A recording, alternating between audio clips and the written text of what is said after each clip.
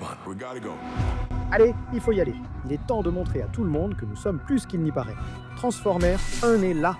Et voici l'histoire d'origine de ces figurines d'action emblématiques, devenues des personnages légendaires. Et aujourd'hui, nous allons classer les personnages de Transformers, un du bon au mal. Sans plus attendre, passons directement aux personnages les plus admirables et nobles, puis descendons jusqu'aux plus maléfiques. Ces personnages sont les gentils. Et honnêtement, ce n'est peut-être même pas juste, mais nous devons tout simplement attribuer la médaille d'or du bien à Primus, qui est en quelque sorte le dieu de l'univers des Transformers. Par Primus! Au début du film, on découvre une relecture de l'origine de leur planète, créée pour protéger son peuple et lui offrir un foyer sûr. Primus a fait la seule chose possible dans cette situation. Il s'est transformé en planète. On est tous déjà passés par là, non? Un sacrifice aussi noble le rend automatiquement digne de la première place, même s'il n'agit pas vraiment directement dans le film. Mais ce qu'il propulse vraiment au sommet, c'est sa protection de la matrice de commandement. Lorsque Sentinel Prime, qui, attention spoiler, sera abordé beaucoup plus tard dans cette liste, trahit ses compagnons Prime pour tenter de s'emparer de la matrice pour lui-même. Primus décide qu'il vaudrait littéralement mieux faire disparaître la matrice de l'existence façon Thanos, plutôt que de laisser quelqu'un comme Sentinel s'emparer de son pouvoir. Tout ce que Primus a fait visait le bien de Cybertron, faisant de lui le choix évident pour la médaille d'or de la bonté. Un peu plus bas, cependant, nous avons l'élu porteur de la matrice, Orion Pax, plus tard connu sous le nom d'Optimus Prime. Au début, Orion Pax peut sembler être le plus téméraire du duo principal, et même si c'est vrai, cela contribue en réalité à faire de lui une personne bien plus héroïque. Il prend beaucoup de risques tout au long du film, comme lorsqu'il inscrit lui-même et D6 à la course Icon sans le consentement de ce dernier. Il est temps de leur montrer que nous sommes bien plus qu'il n'y paraît. Jusqu'à conduire la bande dans une quête périlleuse pour trouver la matrice de commandement, mettant fin à la boucle sans fin des Minorbots qui extrayaient de l'énergon. Malgré tout, Orion travaille plus dur que presque tous pour créer un changement social positif, gardant espoir même lorsque la situation paraît sombre. Mais sa meilleure qualité est sans aucun doute son côté protecteur. On peut voir tout au long du film que Pax met constamment les autres avant lui-même, que ce soit en sauvant Jazz d'une grotte en train d'exploser contre les ordres de son capitaine, ou en protégeant littéralement B-127 à lui seul pour l'empêcher de se faire tuer par ce gigantesque vaisseau sentinelle. Merci. Tout cela culmine dans la scène de l'acte final où il encaisse un tir pour protéger Sentinelle d'une exécution par D16, manquant presque d'y laisser sa vie pour sauver l'un des personnages les plus méprisables du film. S'il y a un acte qui te rend digne de devenir Jésus Robot lui-même, c'est bien celui-là. La médaille de bronze du mal revient à un personnage peut-être oublié. Mais chez Wicked Binge, nous n'oublierons jamais Steve ni ses sacrifices pour la cause des robots. Lorsque D16 et Orion sont envoyés au sous-niveau 50, comme punition, ils rencontrent Besant 27 et ses amis, dont Steve, dont la mort accidentelle causée par Orion révèle qu'il détenait un message perdu depuis longtemps d'Alpha Trion. Sans Steve, il n'aurait sans doute jamais trouvé la matrice de commandement. Son palmarès est impressionnant, mais son incapacité à survivre lui vaut aisément la médaille du péché de paresse. Après Steve vient son ami de longue date et tueur accidentel d'un jour, B-127, également connu sous le nom de Bumblebee, alias Badassitron. Ce qui se prononce en fait Badassitron. Honnêtement, même sans bien connaître les Transformers, j'ai toujours su que ce gars était mon préféré. C'est vraiment un adorable grand bonnet. Pour sa maladresse et imprudence, il reçoit la médaille du pêcheur de Darwin. Pourtant, c'est un compagnon fidèle jusqu'au bout. Il se lie vite d'amitié avec Orion et D16, les aidant à s'échapper jusqu'à la surface pour trouver la matrice de commandement, tout cela pour des personnes qu'il vient à peine de rencontrer. Il se lie vite d'amitié avec Alita, ce qui est d'autant plus remarquable vu sa méchanceté. En réalité, B ressemble beaucoup à Lan dans Shrek. vraiment. Le pire qu'il puisse faire, c'est prendre une décision hâtive de temps en temps, ou peut-être parler un peu trop. Mais il n'y a jamais de mauvaises intentions derrière ça. Si on devait lui reprocher quelque chose, c'est qu'il prend un peu trop de plaisir avec ses nouvelles mains couteaux. Attends, non, c'était déjà comme ça. Non? Ouais, c'est ça. Oui, c'était déjà comme ça, ouais. Mais franchement, tu peux vraiment lui en vouloir? Et pour compléter la liste des gentils incontestables, nous avons Alpha Trion. Trion, c'est celui qui a laissé ce message essentiel à Steve, le MVP du film. Rien que pour ça, il gagne naturellement pas mal de points bonus. Quand Orion et la bande le ramènent à la vie, il leur révèle directement la vérité sur Sentinelle, ce qui lance le deuxième acte du film et les aide finalement à rétablir la paix sur Cybertron. Il les empêche aussi de miner sans fin, ce qui, j'en suis sûr, était un avantage appréciable. C'est aussi lui qui leur a donné leurs engrenages de transformation, les transformant en versions plus commercialisables, enfin plus reconnaissables d'eux-mêmes. Ajoutez qu'il est un héros de guerre et vous obtenez le personnage idéal pour notre section des gentils. Passons maintenant à des personnages plus ambigus, la zone grise morale.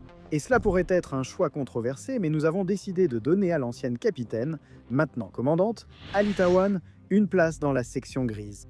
Cela ne veut pas dire qu'elle est un personnage corrompu ou quoi que ce soit, c'est juste qu'elle agit davantage dans son propre intérêt que les autres. Pour commencer, sa meilleure idée d'un discours d'encouragement consiste à dire à Orion qu'elle est meilleure que lui dans absolument tous les domaines, sauf pour l'espoir. Rien que cet état d'esprit lui vaut la médaille du péché d'orgueil pour commencer.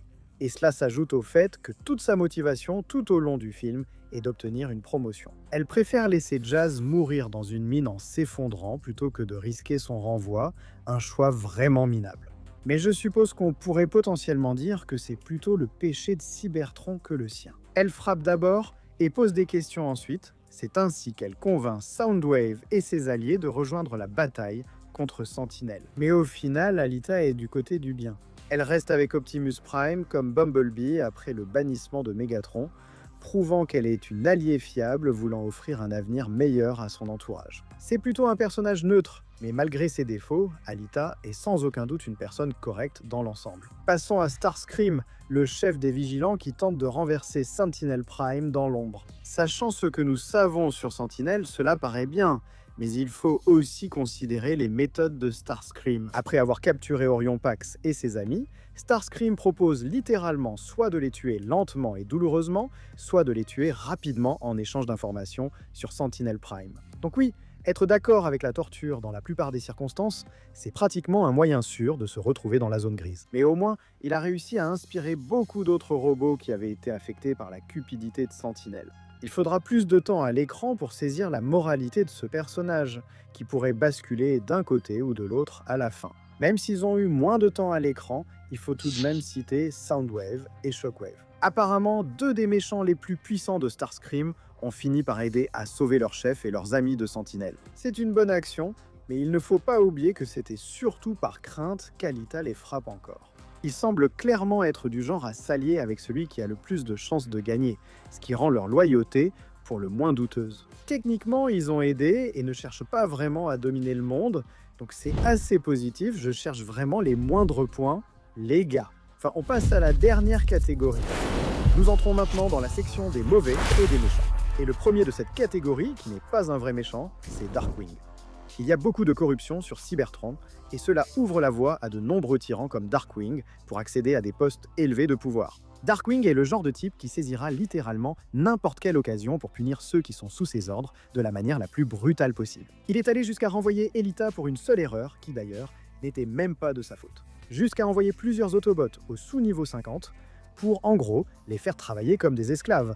Ce qui, étant donné que la plupart des petits Minorbo étaient déjà exploités comme des esclaves, revenait en fait à les rétrograder à un niveau d'esclavage encore plus avancé. La seule raison pour laquelle il n'est pas plus bas, c'est simplement que, malgré le fait d'être un sale type sans aucune qualité rédemptrice, ce n'est pas un vrai méchant. Je pense qu'il le deviendrait s'il en avait l'occasion, mais j'espère qu'être écrasé par une borne d'arcade lui a servi de leçon.